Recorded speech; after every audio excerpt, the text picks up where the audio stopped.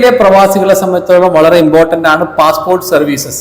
നേരത്തെ പറഞ്ഞത് പ്രകാരം ജൂലൈ 1 മുതൽ അൽ ഹിന്ദ് ട്രാവൽസ് ആണ് അത് നടത്തേണ്ടിയിരുന്നത് BLS പകരം.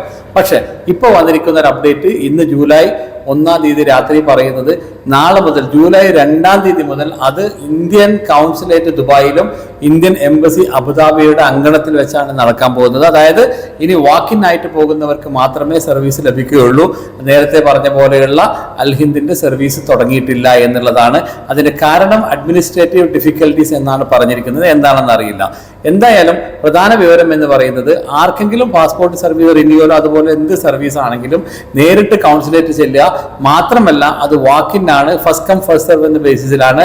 പിന്നെ ക്യാഷ് തന്നെ ക്യാരി ചെയ്യണം.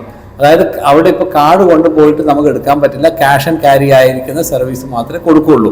ഇതാണ് പറഞ്ഞിരിക്കുന്നത്. ഇനി കൂടുതൽ വിവരങ്ങൾ അറിയണമെങ്കിൽ ഈ ഒരു നമ്പറിൽ നിങ്ങൾക്ക് ബന്ധപ്പെട്ടാൽ അറിയാൻ പറ്റും. എന്തായാലും എല്ലാവരോടും ഈ വിവരം എത്തിക്കുക. കാരണം പലരും നാളെ മുതൽ അൽ ഹിന്ദിൽ വരും എന്ന് പറഞ്ഞിട്ടായിരിക്കുന്നത്. എന്താണ് അതിൻ്റെ പ്രോബ്ലം എന്നുള്ളത് നമുക്ക് ഇനിയും അറിവായിട്ടില്ല. അധികൃതർ ഒന്നും തന്നെ ഇതിനെക്കുറിച്ച് പറഞ്ഞിട്ടുമില്ല. എന്തായാലും കാത്തിരുന്ന് കാണാം.